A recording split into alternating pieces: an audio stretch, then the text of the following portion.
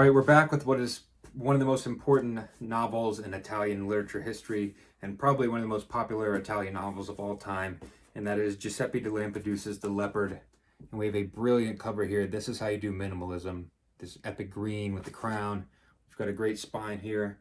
And the keen observer will notice that I am wearing my matching leopard shirt. But a bit of history before we get into this, because it is important, the history going into reading this book, which I should have read up on the history before reading this. The novel takes place in 1860 Sicily. And it was written about 100 years later, but the novel takes place in 1860 Sicily. And Italy in 1860 looked a lot different than Italy now, in the sense that there was no unified Italy. Instead, there was a bunch of fractured nation-state equivalents, which were governed by noble families and, noble family equivalents. And one of these nation states of Italy at the time was Sicily, which had a noble family. And this book is basically the fictionalized account of the unification of Italy in 1860, told through the lens of the aristocratic family, and in particular the patriarch of the family, which is the prince who goes by the Leopard.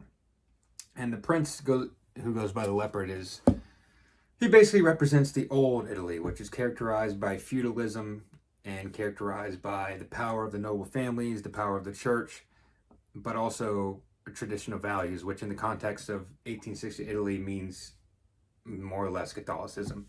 And there's plenty of that in this book. There are scenes with nuns, and there's scenes with the rosary and going to church, saying prayer before dinner. And the prince actually keeps a Jesuit priest by his side for almost the entire duration of this novel. So that is a central theme. And the prince himself is, at least during this book, he's kind of in the middle point of his life. And he's very much detached or disinterested in reality around him. He's kind of grown bored of it.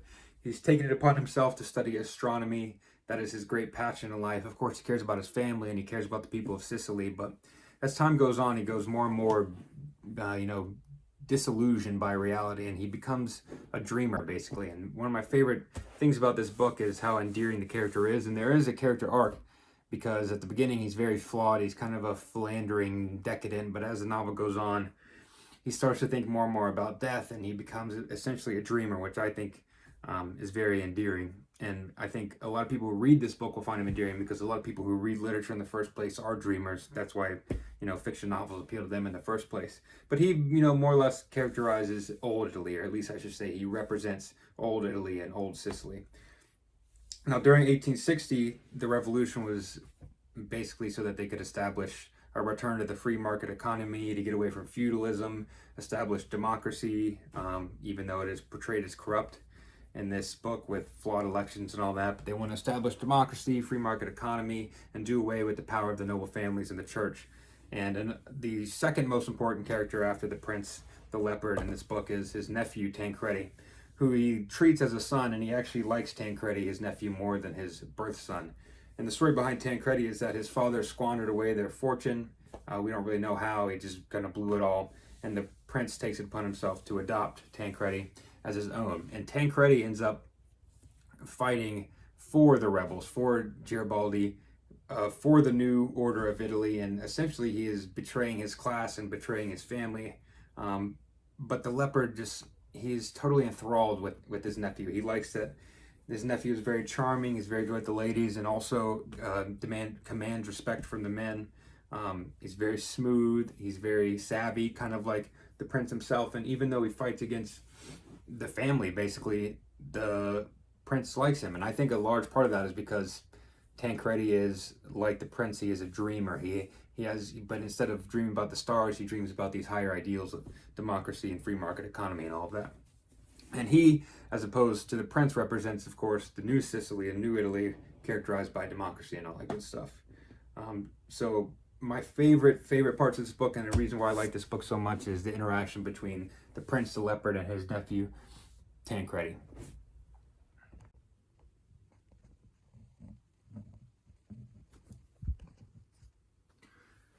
So a central question of this novel is, what will the prince do, or rather, what won't the prince do about the oncoming revolution, the changing of the times?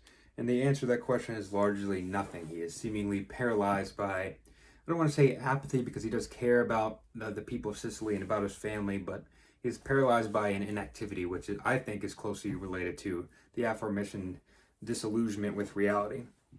And the large chunk of the novel takes place.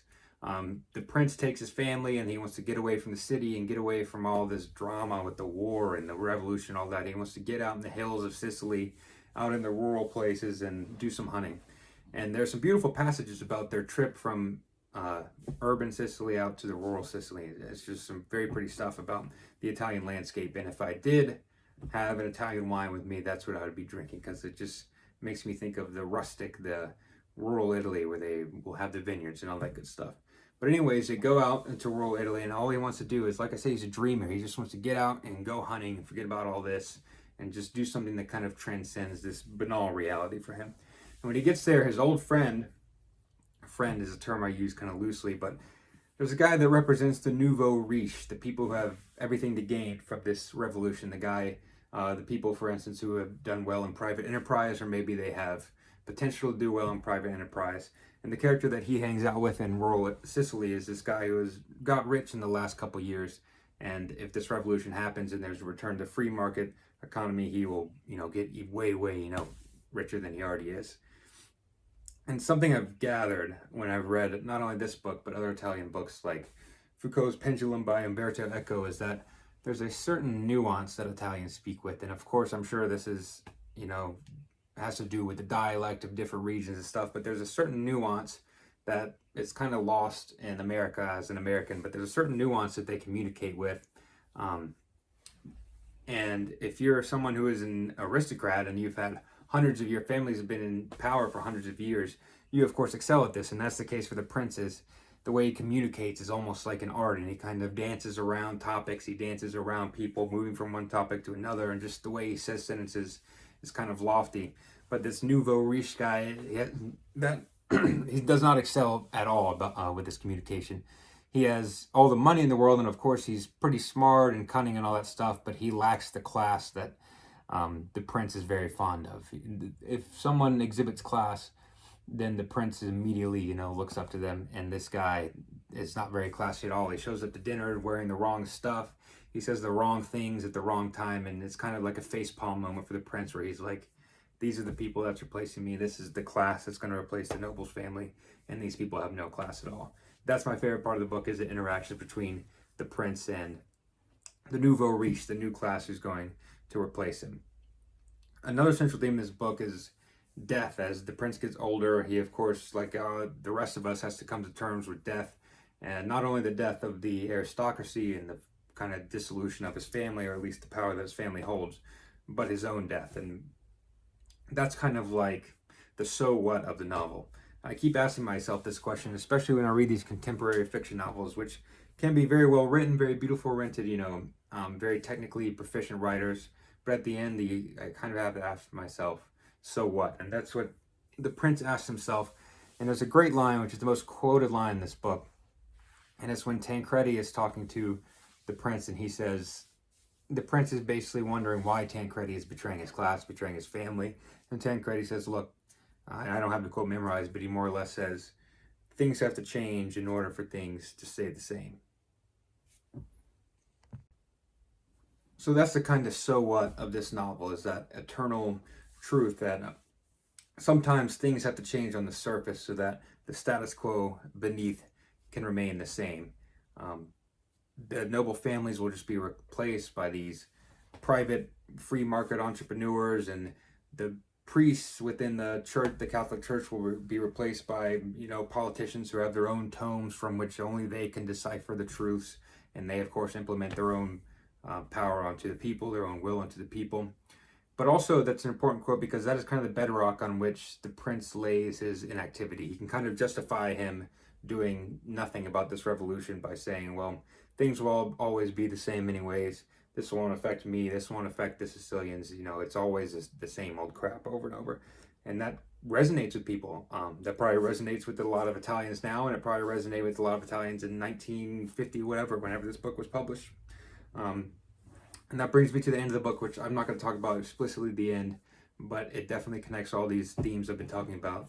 Death, the transience of time, power, class, private versus public relations, all that kind of stuff.